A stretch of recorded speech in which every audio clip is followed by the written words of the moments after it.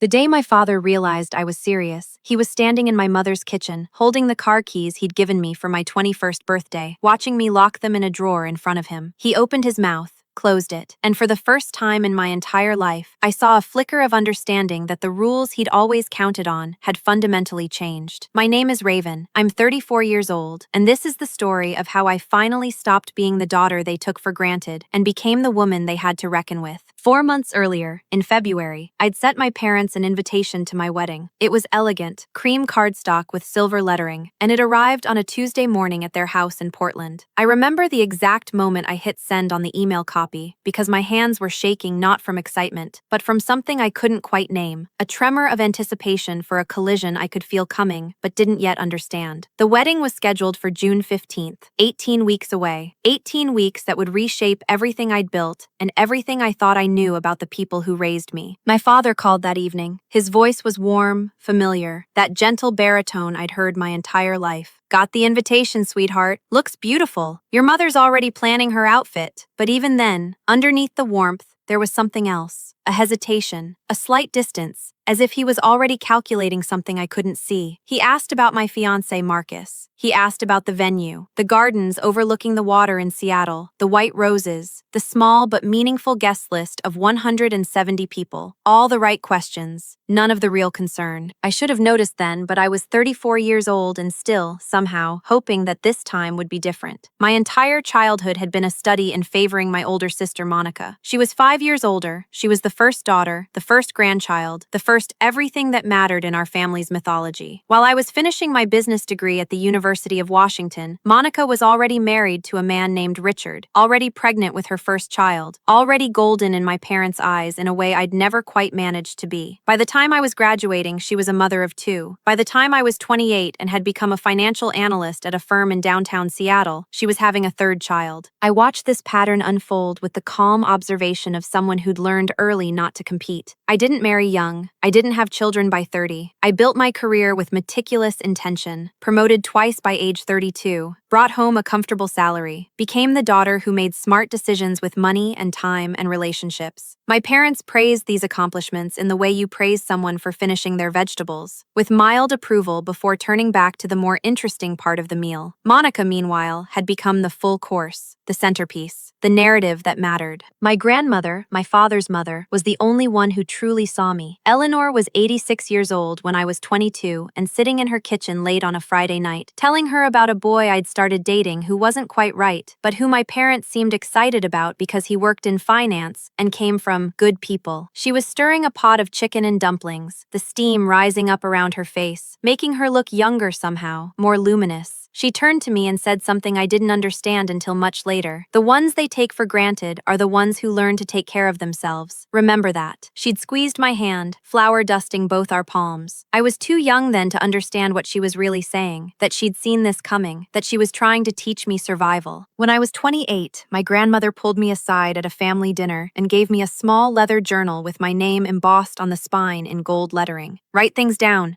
she'd said. "The dates, the specific words, the way you felt in your body when you heard them say it. Someday you're going to need to remember exactly what happened, and your heart won't let you be objective. Your mind will. Use that journal." I'd thought she was being melancholic, an old woman trying to pass down wisdom that seemed unnecessarily dark. I kept that journal anyway. I started writing in it almost as a secret, filling page after page with family moments that stung in ways I couldn't quite explain to anyone else. By February, when my wedding invitations went out, my grandmother had been gone for 3 years.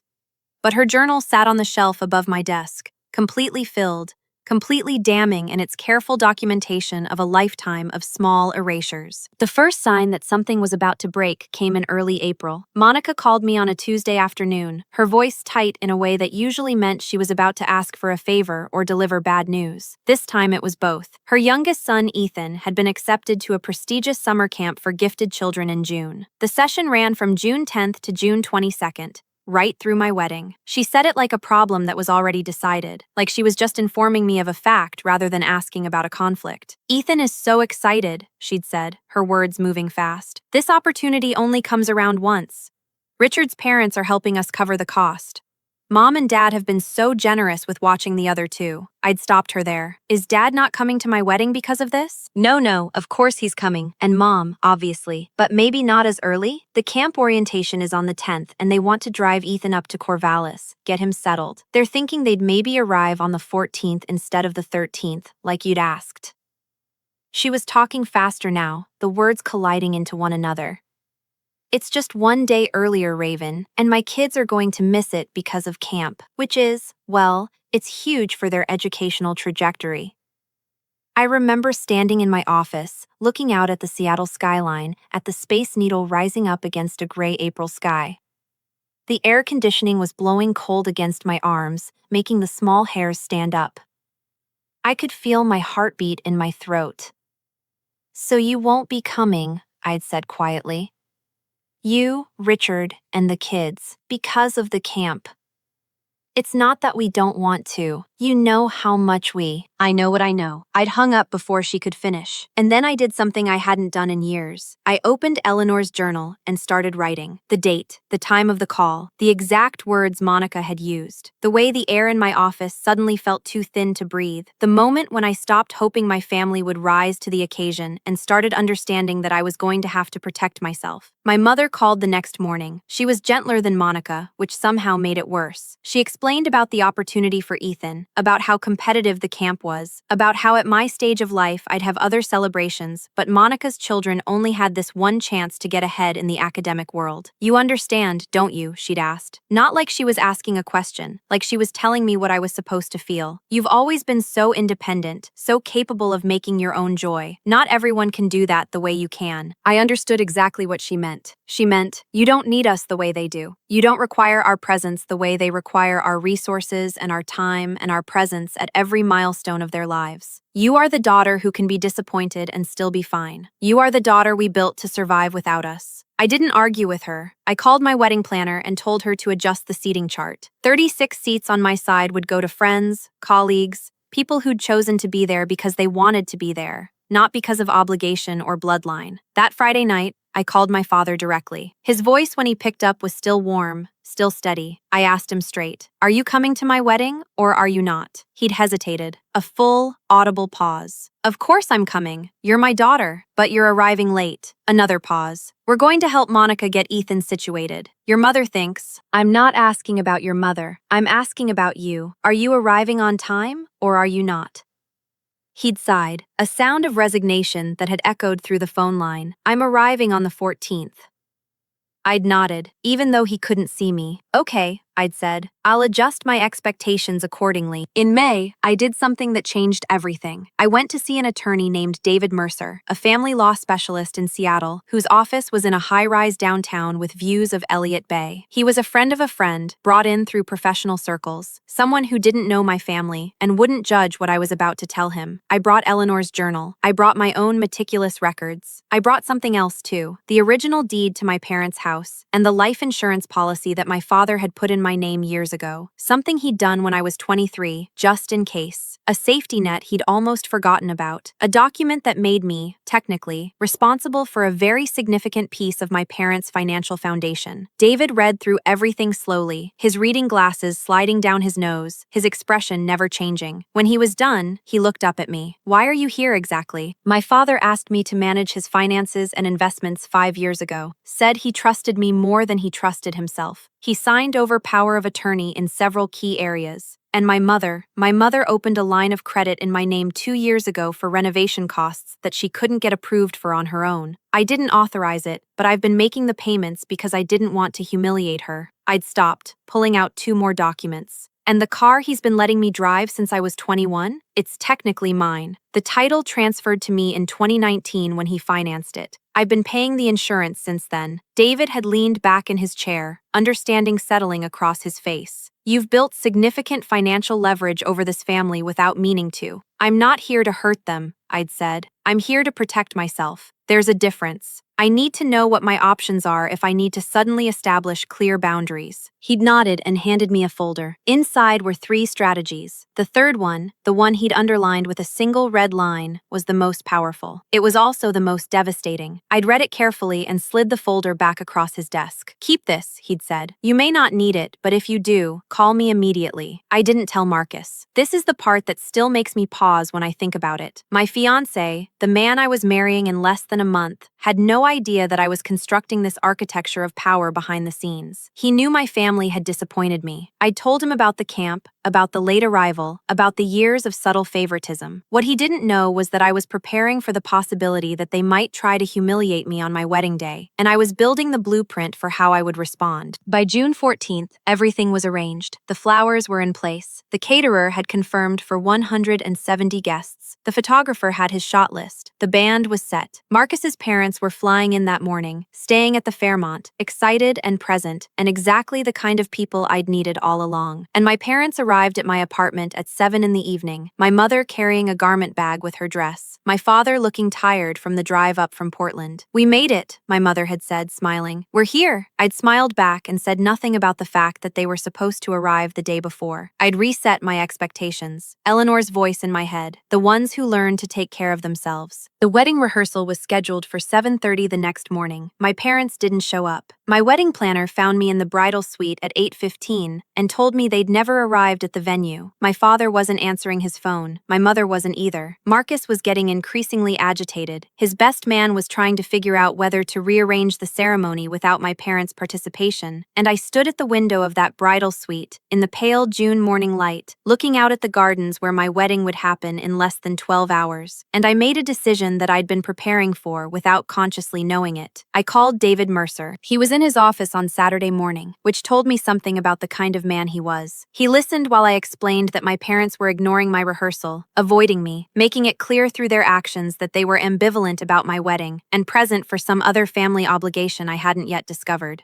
"I need to know," I'd said. "If I execute the third strategy, what are the immediate consequences?" "Immediate," he'd said, pulling up documents on his computer screen, "means they lose access to credit tied to you. They lose the insurance policy in your name. They lose the house's financial flexibility. And most significantly, they lose the car your father's been counting on as leverage in the family hierarchy. He'll have to explain to Monica why his primary vehicle is no longer accessible to him. Are you sure?" "I've been sure for a very long time," I'd said. "I was just waiting to see if they'd do the right thing. They've made their choice." He sent me the paperwork electronically. I signed everything with a notary in my apartment building at 9 in the morning. June 15th, my wedding day. The power of attorney was revoked. The credit line was closed. The car insurance was transferred to a corporate lease, effective immediately. And I put the physical car keys, the ones my father had given me for my 21st birthday, in a drawer in my mother's kitchen. My parents arrived at the ceremony at noon, 5 minutes before it started. They'd never told me where they'd been. My father's face was pale. My mother's hand was shaking. They walked down the aisle and sat in the front row,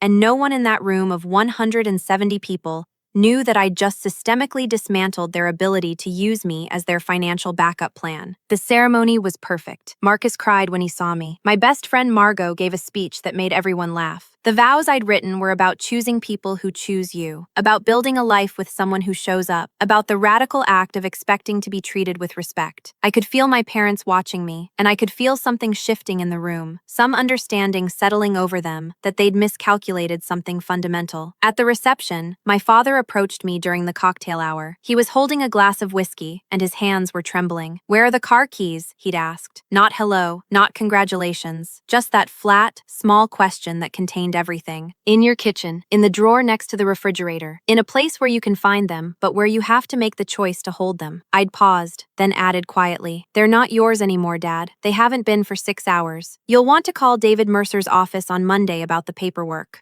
The color had drained from his face. He'd looked around the room, checking to see if anyone had heard. They hadn't. But the moment hung between us, heavy and final. "Raven, what have you done?" "What you taught me to do," I'd said simply. I protected myself. Everything I just took back was leverage you didn't even know you were holding. The difference is, I'm the only one in this family with the clarity to see that leverage for what it is, and use it accordingly. My mother found me an hour later in the kitchen, checking on the dessert course. She was crying quietly, her face blotchy. "You can fix this," she'd said immediately. "You're angry. You made a rash decision. We can fix this." "No," I'd said, and I meant it with every cell of my body. "We can't. This isn't rash. This has been 11 years, 3 months, and 8 days of watching you choose Monica's drama over my stability, watching you use my reliability as a reason to neglect my needs, watching you treat my independence as an invitation to ignore me. I didn't break this, Mother. You did. Over and over and over. This is just the moment where I stopped pretending I didn't see it." She'd stepped back as if I'd slapped her, and in a way, I had. The truth is a kind of blow when you're not expecting it. The consequences came quickly. By Monday morning, my father had called David Mercer and learned that reversing the paperwork would require my signature, which he would never have. By Tuesday, Monica had called me screaming that our parents suddenly couldn't help with her youngest daughter's upcoming birthday party because they'd just realized they had unexpected financial constraints. By Wednesday, my mother had texted asking if we could sit down and discuss a resolution, which was her way of asking if I'd reconsider. I didn't respond to that text for 2 weeks. When I finally did respond, it was through email, with specific conditions. My parents were welcome in my life, but only under new terms. They would show up to events on time, or they wouldn't show up at all. They would treat Marcus and me with the same enthusiasm and presence they'd always given Monica. They would stop using my financial management of their affairs as an excuse to neglect me emotionally. And they would understand that the power dynamic that had existed for my entire childhood had fundamentally shifted. I was no longer the backup plan. I was no longer the stable, reliable daughter they could take for granted. I was someone who knew my own worth, and I was only available to people who recognized it. My father called me 3 weeks after the wedding. His voice was different, quieter, more careful. "I've been thinking about some things," he'd said. "Your grandmother, Eleanor, I think she was trying to warn me about this for years. The way she always taught you to be independent, the way she emphasized that you needed to protect yourself. I think she understood what I was doing, what we were doing. I didn't say anything. I let the silence do the work. I'm sorry," he'd continued, and the words sounded real in a way that apologies rarely do. "I'm sorry that I waited until you took back your power to treat you like you mattered. That's a start,"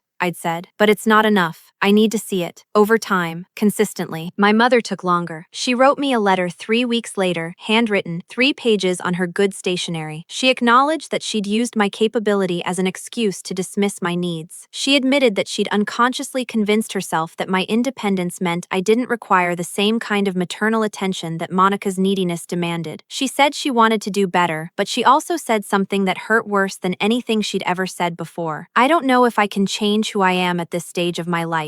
I showed that letter to Marcus. We read it together in our kitchen on a Saturday morning, sunlight streaming through the windows, coffee cooling in our mugs. "She's telling you the truth," he'd said. "She's saying she doesn't know if she can be the mother you need." "I know," I'd said. "That's the part that finally lets me stop trying to make her into something she's not." 6 months after the wedding, in December, I had lunch with my father. We met at a restaurant overlooking the Sound, and he was on time. He was present. He asked questions about my work, about Marcus, about our first months of marriage. He listened to my answers. And halfway through lunch, he reached across the table and took my hand. "I've been thinking about what you said," he'd told me, "about how I taught you to protect yourself. I didn't mean to do it that way. I meant to teach you to be confident, but I also meant to be present for you, and I failed at that. I traded your presence for your capability, and that was a mistake. I'm trying to do better. I'm not there yet, but I'm trying." I'd squeezed his hand and nodded. My mother came around more slowly. By spring, 6 months later, she'd started showing up to things on time. She'd joined a therapist to work on some of the patterns that had become so automatic she'd stopped seeing them as choices. And one afternoon in May, almost a year after the wedding, she called me and asked if I'd be free for lunch. Just the two of us. Just her and me. We met at a small cafe in Seattle, and she brought me something wrapped in brown paper. Inside was Eleanor's handwriting, but not in the journal. It was a letter, one I'd never seen before, dated from 6 months before my grandmother died. She'd given it to my mother in secret, and asked her to give it to me if she ever felt like I needed to hear it. My grandmother had written,